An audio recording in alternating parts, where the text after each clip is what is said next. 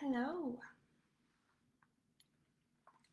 I wanted to connect with some of you today to kind of touch base, just check in and see how everybody's doing, and maybe talk a little bit about an event I have coming up. Hi, Julie. This Friday, the 24th, we have a tarot class, and in the past, we've had really good success with people taking this class and basically wanting to go the next step up, finding that they are really able to get in touch with their intuition and learn a lot from this class. So um, I offer this class about 2 or 3 times a year. And I'd like to actually start doing it more, which is why we lowered the price at $60. I think we have 2 or 3 spots left. We're up to 15, and I don't want to have any more than 20 in there with COVID and everything like that going on. So we have, I think, 2 spots open, and of course, more could pop open if, thank you, if we have some people that can't make it or people that cancel. So a couple of things that you're going to learn in taking this tarot class. Like I said, it's $60. It's this Friday night, and I feel like it's important for you to understand that tarot was the first thing that I used to really tune into my intuition. In fact, I didn't even realize that I was psychic when I was reading, tarot. I thought that it was all the cards. So my suggestion would be that if you think you have an innate sense of intuition or strong gut feelings all the time, maybe you're coming up with things and you're just blown away, the first thing to do would be to take a tarot class. Then from there you may go to psychic and even mediumistic classes. So the first thing that you're going to learn is basically your shuffle style. I know that everybody shuffles differently, and for me, I have really tiny hands, which they don't look tiny there, but in comparison to these cards, you can see my hand is almost the same size as the cards. So, we'll work on learning how to shuffle and get that down pat. The reason I focus so much on that is because, like I said, the cards are huge, and if you aren't comfortable or confident in shuffling them in front of your sitter, your person that's getting read, you're not going to have much confidence in the reading itself in general. So we focus a lot on that. I will give you my card recommendations. I will give you a handy little steps guide on how to quickly do it. I know when we buy our tarot cards, it comes with this book, and it can be overwhelming. The book itself can. So, I kind of just break it down for you and make it a little easier. Preparation, intuition, we'll go over those things, and basically how using tarot will help you strengthen your intuition. We'll be looking into how you can read with more than one deck. A lot of people tend to just stick with one, but once you begin reading, you'll see that it's easier to use a specific deck for each question versus using one deck for everything. I still to this day use one deck for everything, but I'll use another deck to confirm that what I'm getting from the original tarot deck is correct. So basically, you'll learn how to check your work. It's not something that I take lightly, telling somebody that they shouldn't go on a trip or that they're going to invest in a home soon or they should change their career. So using multiple decks helps me personally feel better about giving them that information if I can make sure that it's coming through in every single deck. So that's why we learn how to use or how to read with multiple decks. Let's see. So that's this Friday. I think it's at 6 p.m. And we are, for the first time, going to be adding wine and snacks. So I'm all about food. I'm excited about that. We will be doing this in a manner that kind of helps to where we're not spreading germs. I ask that you bring a mask if you want. We will have some available, but we're not providing masks for everybody. So if you forget yours and you want one, we have it. We'll have, hand sanitizer, plenty of soap, and we will be handing out wine and snacks in a manner that helps to keep the exposure down. So, if you have any questions, feel free to post them below in the comment section, and I'll be sure to try to get to them before the end. We have another event coming up on the 14th of next month. It's a hometown mediumship event, and something that I wanted to kind of put out there so that maybe you would understand. We have raised the prices to some of these events because we're lowering the amount of people that we're allowing in. So your chances of getting a reading is much higher. And obviously we're lowering them due to COVID, lowering the amount of people that we're allowing in. So essentially these are turning out to basically almost be like just spirit circles, which is super cool. We're going back to that. But the price of the ticket's a little bit higher. But it's much more intimate. And, some people enjoy that.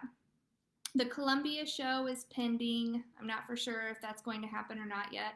Columbia is taking, it seems like they're taking things a little bit more serious than other places. And so getting into venues to do this has not been easy, but I'm not giving up. So we're hoping that that's going to be on August 21st. We're just waiting for some information on whether we can actually do it there and at the event venue that we're looking at. So Kansas City is happening still at this point, September 4th and October 2nd. We're doing 2 months back to back at this beautiful winery there. I kind of fell in love with the place after doing our first show there it was this March. And so we decided to come back and we're going to do that. And then big news, at least for some of you that follow, we will not be doing True American Ghost Stories this year. Obviously, COVID's kind of put a wrench in that, but I decided last year that I think we were going to kind of put that on hold for a little while and maybe experiment with a couple of different things. So this year, we will be at Town and Country Inn, that's what it is. And we're going to be in their giant ballroom. Okay, so this place holds like 500 people. We're not allowing any more than 50 in there. So there's going to be tons of room. Okay, so tickets are a little bit higher because there's way less amount of people allowed in there. We're going to have a cash bar. So it's kind of going to be the same as, when we had it at one. The last few years, and this is going to be just a mediumship demonstration, so we will not be doing the ghost stories or anything like that. However, we will be doing, simply because I love Halloween, a costume contest. So that was so much fun last year, and I gave away a free reading to the best costume, which is $300 value, 1 hour free reading. The second best got a half hour, and third best got, they got to pick out an item at the little booth that I had there, which I'll have that there again this year. We'll have tarot cards, stones, sage, shells, different stuff like that. So yeah, it should be fun. And if, heaven forbid we should sell out, I may or may not open up another event. So if it does sell out those 50, we may or may not open up another event. I'm not quite for sure how we're going to do that. Okay, let's go down here and see if we have any questions.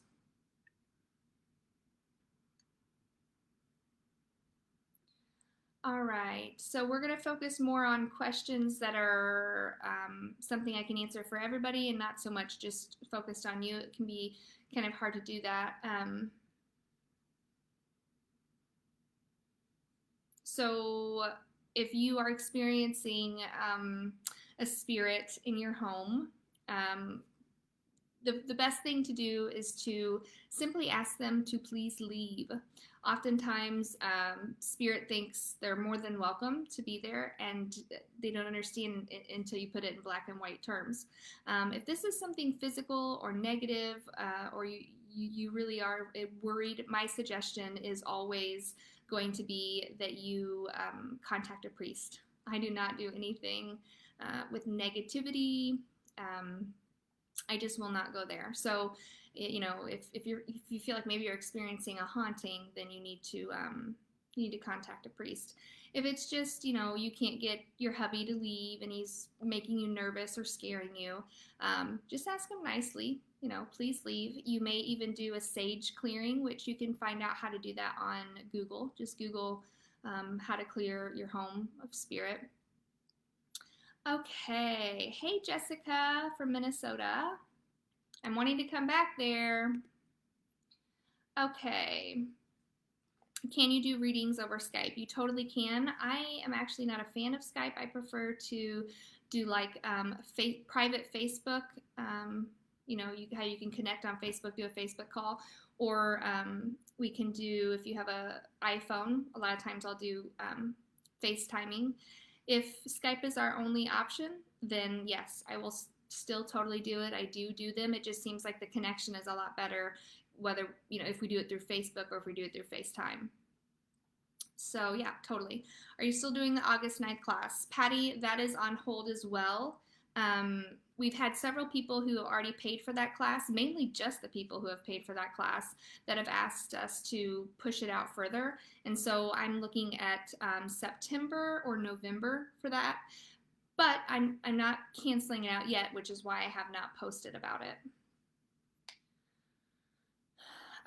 So if you want to communicate with a particular spirit, what is a step to encourage that? So first of all, you're going to call them by their name, okay, and basically just ask them to come forward. One of the biggest issues that I feel like a lot of people have is they're connecting with this spirit that they want to connect with, they just don't believe it. And another issue that a lot of people have is they're not listening. In the beginning, that was one of the biggest issues for me. And still at the end of the day, I always ask Spirit, how could I have served you better today? And over again, every single time they tell me, listen. And I'm thinking, I am listening. Obviously, I'm bringing through information and we're getting confirmation, but you really have to learn to quiet your mind and just listen as hard as possible. And then once you do get your information from them, believe it. Don't just say, I just made that up in my mind. If you feel like you're not making a deep connection or anchoring them down, classes may be something that you should consider. But for the most part, you should be able to just say, hey, Aunt Betty, I want to talk to you. Okay. Hello. Thank you.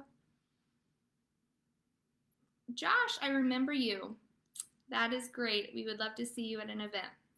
Okay, so I was going to talk just real quick if I had some time, which I think I do. And feel free to keep posting your questions. That's fine. I'm not trying to rush off here. But I was going to talk to you just a little bit about spirituality.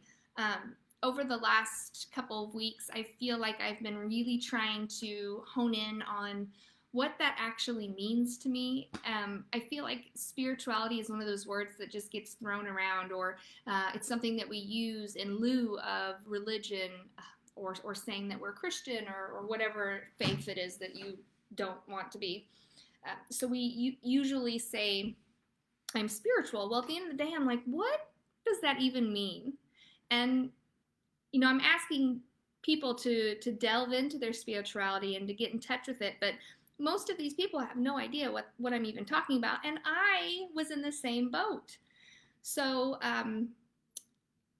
spirituality it's basically, how do you connect with spirit, essentially?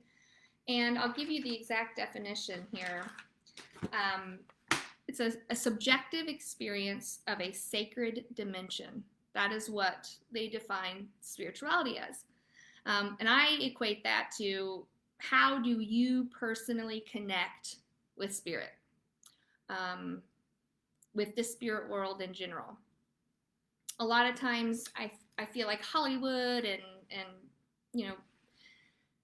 people who are against New Age anything are taking the word spirituality and they're making it negative. And I feel like it's important for us to kind of go back to the roots. And so basically, simply put, all it is how do you relate to the spirit world? So, for me, I relate heavily to the spirit world because um, I connect with spirit, not just, maybe my guides during meditation, but also during readings for other people. You might connect with spirit by not just doing meditation, but listening. I always feel like that's the best thing that I can tell you to do when it comes to getting in touch with your spirituality is to listen. You may find that it's easiest to pick something or someone to have faith in. Maybe you just need something to kind of plug into. So maybe for me the other day, and this is where I come back to listen every single time. I was in the shower, which is where I get a lot of my information, which I don't think that's odd. I think that's actually pretty normal. Most people will, kind of get a download. It's a place where you can disconnect. Most of us don't have our phones in the bathroom. And we're alone, no one else is in there. Water produces all these negative ions, which is great for us. So the shower is really a great place to do this. You're standing up, so you're not asleep. You're not going to fall asleep on your back. Anyways, besides going to the shower to meditate, I ended up getting I call them a download. You might call it something else, but to work with Archangel Ariel. And I know that this sounds completely insane to most people, but I was like, okay, let's see what this is about. So I get out of the shower and I look it up, and oh my gosh, everything that she's about, everything that she stands for, I'm all about it. That's it. That's what it was. For me, that was the missing link that I had. I needed someone to connect to kind of bring my faith into fruition. So I like how John Edward describes this. A lot of times he says faith is free, religion costs you something. I mean, you have to go and commit and give money to your church and that type of thing. Faith is free, and you can have faith in anything. It doesn't have to be just God himself or Jesus Christ. It can be, like I said, Archangel Ariel, your set of guides, whoever it is. So when we kind of break away, looking at spirituality, when we break away, I feel like it's looking at yourself as a light being. So looking at who you are without the nice car and the house that you have and the job that you have, and even not being a mother or a father, just what is it that you are? Just getting rid of all the heavy materialistic things in your life, sitting back and thinking, wow, okay, this is what I am. I'm giving. I have a strong belief system in whatever it is that you believe in. Sitting down and making a list of your values can kind of help you reassess who it is that you are, and it can help you on your spiritual path because it'll allow you to see what you need to work on. Okay, I could really stand to spend more time. And some of these things that you'll find out are things that are similar to everybody else. I find that spending less time on my phone and paying more attention to my children is so important. And I think I'm pretty good about that compared to, some mothers that I've seen or other people that I've seen. And yet I still feel like I can work on that even better. One of my beliefs, and I go back and forth on, is this a good belief or is this a bad belief? But I don't think it's something that I'm going to stray away from, is do no harm, but take no shit. So, I feel like it's very important to stand up for yourself. And sometimes I have an issue with that. The reason I have an issue with it is because I think it's going to be easier to just roll with this and let them be happy, and I'll deal with it later. I need to be better about not taking that. And then I also need to be better about voicing it. So that's a part of my soul path. It needs to learn to be a little bit more abrasive. And I know I have one set of friends that would be like, oh God, girl, you are plenty abrasive. And then I have another set of friends that would be like, yeah, open your mouth. But that is one thing that I really, really want to work on. as far as my goals for my soul's path, spirituality. It's really about how you connect with spirit and then evolving your soul's path, evolving what it is that you want to teach your soul while you're here, what lessons you're supposed to learn.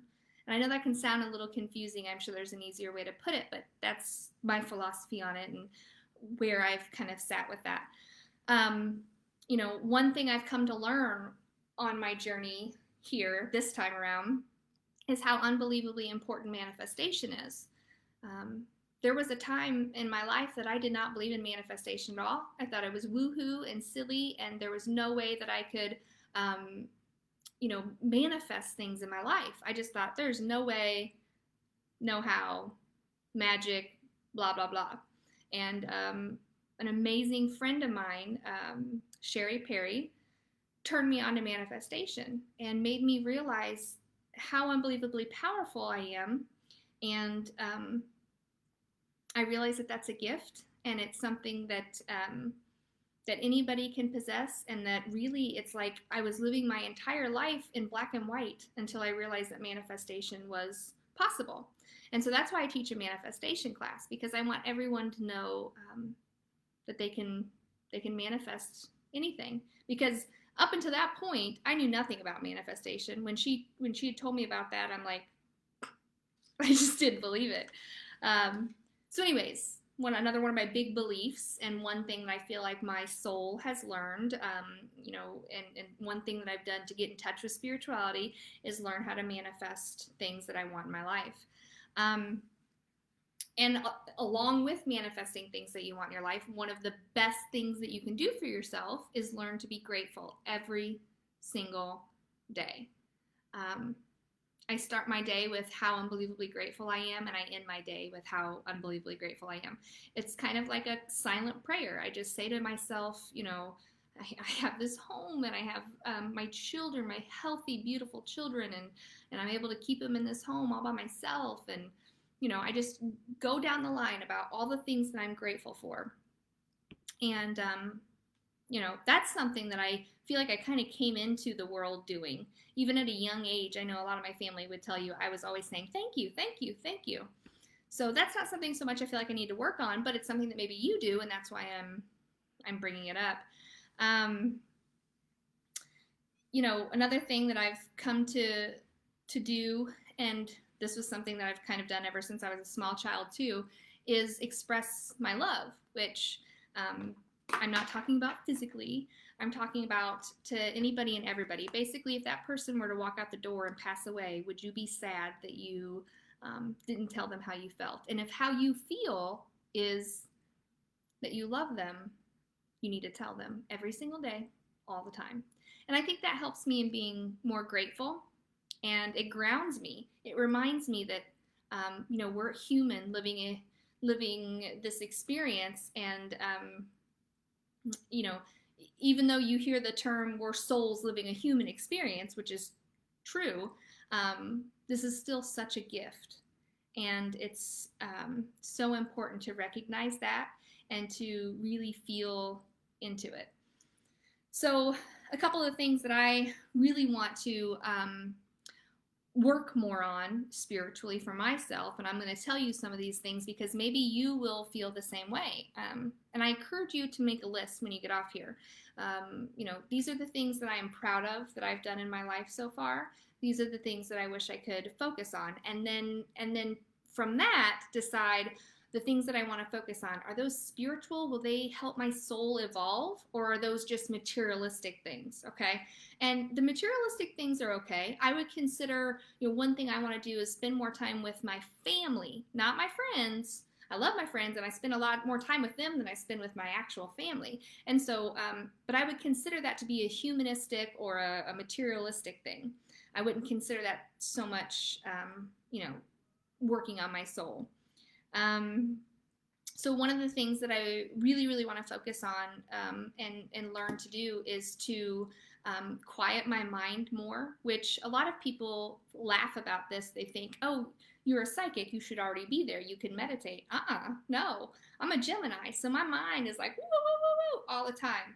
And so one of the big things that I want to focus on is being able to quiet my mind and more importantly, find the time to do that each day because I'm a single mom and I'm constantly running here and running there. And I try to use the time that my children are at daycare to work as hard as possible, so that we can have the life that we have. And there isn't a whole lot of time left in there for me time.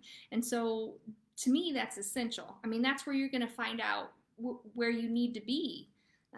Is not necessarily through meditation, but just through sitting with yourself and being present, grounding yourself. And if you have questions on how to do that, feel free to ask or send me a message or whatever.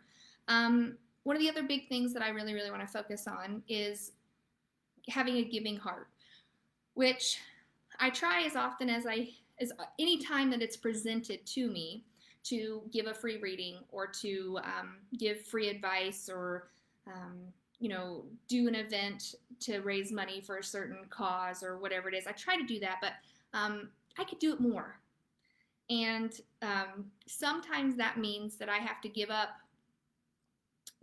getting the new car that I would love to have, or adding a third bathroom to my house, or those types of things. I have to give those things up in order to constantly give financially or in this direction. I noticed on my path, and you might notice this too, but I noticed on my path to enlightenment, I started to get rid of stuff, like boxes upon boxes of just home decor and the children might wear these one day, or I might use this someday. I cannot even begin to tell you how much stuff I have given away since I began my path towards enlightenment over the last 5 or 6 years. And I think that is kind of a sign that stuff starts to mean less. Now that doesn't mean I don't still like to go shopping, and I'm a girl, I like clothes. Once again, I'm human. But I think that it's important to notice that. So if you kind of get to where you're like, pitch it all, get rid of it all, give it away, I don't need it. Once you get to that part, of your life, you may step back and say, is this more than just spring cleaning? Because that's what it was for me. I find oftentimes we tend to come down so unbelievably hard on ourselves at the end of the day. And it's true what they say, you are your worst enemy. And I think it's important for me to tell you that I struggle with the exact same thing every single day. For me, my biggest thing is giving my children enough of my time. We work these 8 to 5 jobs, and then we pick them up and we're with them for 2 or 3 hours, and then we put them to bed and we wake up and we do it all over again. And, I think it's important to find balance in this thing called life. And I tend to struggle with that a lot too. So basically what I wanted to do was just kind of reach out to you today and let you know that psychics and mediums and spiritual beings and people of light workers, we are on the exact same path. We are struggling just like you are in some areas and doing better in others, and you guys are too. So I just wanted to kind of make sure that you understand that we're on the same level, and let you know that I'm just like you. I'm constantly evolving. I'm constantly trying to figure out where my path is leading me. And I always joke about being Gemini. Maybe this is just a personal thing, but I'm pretty sure it's all Gemini. I've got a million things going on in my mind at once. And so I'm sure it's the same for most of you. So I'm going to scroll back up here and see if there's any questions that I need to get to before we hop off of here. Do you do any energy classes, manifestation classes, one-on-one? I totally will, Patty. Of course, it's going to be just a little bit more financially. But yeah, I will do manifestation and energy classes one-on-one. That is something I would actually consider to be like a coaching or a mentor program, which you can find more about that on my website, which is just my name, BritneyBuckwalter.com. I changed that recently to just make it a little bit easier for people. But yeah, you can go on there and find information on Mentee, Mentor, info. Um, this might be a dumb question. There are no dumb questions. But can you only hear spirits or can you see them? This is so interesting, Megan, because I am currently writing a book and I am on, I'm actually, so you may have this ability. This is what I'm getting to. I'm on the portion of my book where I'm describing the clairs, which is there's 6 abilities that psychics and mediums possess, and they're no different than the abilities that we as humans have: sight, smell, hearing, all of those. They're called the clairs.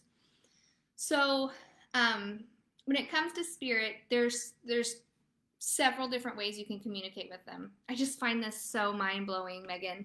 I want you to look back on your past and see if there's other times where you predict things or bring things up that haven't happened yet, or just things, because the fact that you asked that specific question when we're sitting here just talking about spirituality surprises me. So anyways, there is the ability to hear, which is clairaudence. That's what it's called. Hearing is my favorite way to communicate with spirit, because when I hear, I can get a full sentence, or I can get a full paragraph, or versus when I see, which is clairvoyance. Clairvoyance is seeing signs, symbols. Sometimes, if I'm with a person long enough, the person's appearance will manifest, and it's all in my mind. None of this is like the sixth sense where there's a dead person, walking around in the room. Now, that's not to say that spirit won't sometimes say, hey, tell them I'm giving them a hug right now, or let them know I'm right behind them in the room. That happens quite a bit, actually. But that is clairvoyance, so seeing. Clairaudence is hearing. There's clairalience, which is smelling. And I have that happen sometimes if a spirit wants me to know that they were a heavy smoker, or that they wore a certain type of perfume and that's what they were known for. So that's clairalience. Clairgustance is the ability to taste, which, that's another one of the ones that I like, because sometimes they'll have me taste things that they really enjoyed. So whether it's chocolate or black licorice or barbecue, I'll kind of taste it and get a craving for it. Even sometimes feel like the texture's in my mouth, which is kind of a crazy thing. But and then there are times that they'll have me taste blood, which is usually a signal to me that they had a blood disorder or a blood disease, or blood was somehow a part of their passing. So that's clairgustance. Let's see, claircognizance is the ability to just know. So that's where like premonitions come in. We see them almost as if they're a movie playing, and that's always going to have to do with the future. Claircognizance will. That's a big one for people who are just psychic, not mediums, but just psychic. They're always claircognizant. Clairsentience is the ability to feel. So sometimes spirit will have me feel pain in a certain area. And, if someone was shot in the head, I'll feel, like a very sharp pain in my head. If they had, bladder cancer, I'll feel a very fullness in my bladder, almost like an ache. They'll just kind of target certain parts of my body and I'll feel that pain. And sometimes they'll have me feel just emotion. So maybe they want to come in and express sadness for somebody else that just passed, or express happiness for the fact that, you just bought a new house, or whatever it is. So that's the ability to feel. And so those are the clairs. So no, you don't just, the short answer would have been, Megan, you don't just see, you hear and smell and taste and feel, and you psychically can see into the future when it comes to spirit. So all of those. All right. I have not heard from Brandon lately, and I'm glad you finally caught me live. Aaron, hello, Michelle. Kristen, how does manifestation actually work? If you know what I'm trying to ask, I'm not 100% sure on how to word that. Totally normal. Okay, so manifestation works with the law of attraction. The important thing for you to realize here is that manifestation, or the law of attraction rather, is not some woohoo philosophy that somebody came up with. It is physics. Like, the law of attraction is an actual law, just like the law of gravity. Okay, so what you do is you use the law of attraction to manifest what it is that you want most in life. Um, you know, Most recently for me, it was I wanted to lose weight and get in better shape. Okay. Um, I've manifested everything from, hey, I need $5,000 today, to, you know, a nice car and the color that I wanted it at just the right time. I've just so many things I can't even begin to explain to you. But how that works is that, um, there's like two funnels with the universe. Okay, there's good and there's bad. There's positive and there's negative. The universe doesn't know the difference. It's almost like it's a machine or a robot. Okay, there is no emotion or feeling connected. It doesn't know that just because you are, I'm going to use this for an example. Just because you're upset that you can't get pregnant, doesn't mean that you don't actually want to get pregnant. The universe thinks you don't want to get pregnant because all you think about is the fact that you cannot get pregnant. You'll never have what that woman over there has who's feeding her baby. You hate the fact that your best friend just got pregnant. You're jealous. All of those feelings that you're emitting emits a frequency, which is low. That's a low frequency. And so you're going to funnel into the negative funnel in the universe. And the universe is going to say, oh, that's what she likes. She likes to get, we got to put more things in front of her that make her feel sad because that she's not pregnant, because that's what she likes. So that's where the law of attraction comes in. A lot of times people will say you attract what you fear. That's why they say that, because the more that you think about it, the more likely it is to happen. But thankfully, a positive thought is 10,000 times more powerful than a negative thought. So it's a good thing that we don't get what we want the moment that we ask for it, because think about all the crazy things that we would get. I mean, if you just thought one day it would be really, really nice to have a monkey, and a freaking monkey appears in your house instantly, that may have not been the best choice. So there is a reason that we have that time in between what we manifest and when we don't have it, okay? So that time actually serves a purpose, and there's a good reason that it's there. Now, a lot of people will say to me, what's the difference between manifesting and just working hard for it? And my answer is usually pretty simple. It's the amount of effort that you have to put in and the amount of time. If you're manifesting something and working towards it, but if you're manifesting it as well, you're going to get it in half the time, and it's going to be way easier. If you're just working towards it and, every day you're grunting and thinking about the fact that you don't have it, but you will one day, it's going to be a little bit harder because you're kind of going to be counterproductive. But that's essentially what manifestation is. It's just using the law of attraction to get what you want. Okay, let's see. Does that answer your question, Kristen? I hope. All right. I'm glad, Michelle. That makes me so happy. Okay. All right. So Anita, you just need to send me a private message and we can set up a time and bring him through. Okay. So I'm going to hop off here. Worrying about something is like praying for it to happen. That's right. You're absolutely right, Holly. That's a great way to put it. Okay. Yeah, Megan, that's what I'm talking about. I think you probably have the ability, which we all have the ability. Essentially, we're all psychics. We're all mediums. Some of us are just better at it than others. I always compare it to singing. We all have a voice. We can all sing, but you don't want to hear all of us sing. We're not all good at it. And it's not easy. It doesn't come easy to us. We can learn to do it. We can take classes. We can, fine tune our voices and maybe make it sound decent, but we're never if we're bad singers, if we're not natural singers, we're never going to sound as amazing as someone who was born with a naturally beautiful voice, right? So it's the same thing with mediums, unless, of course, you manifest it, and then maybe you can. But the same thing goes for psychics and mediums. We're born with the innate ability to just do it. It's natural. It comes easier to us, and we're kind of 10 steps ahead in the learning process if we can do it naturally and easily. But if you're not, and you want to learn, anybody can do it. Okie dokie. I'm hopping off here. I'm going to go get my babies. Thank you so much for hanging with me for like 40 minutes. That's amazing.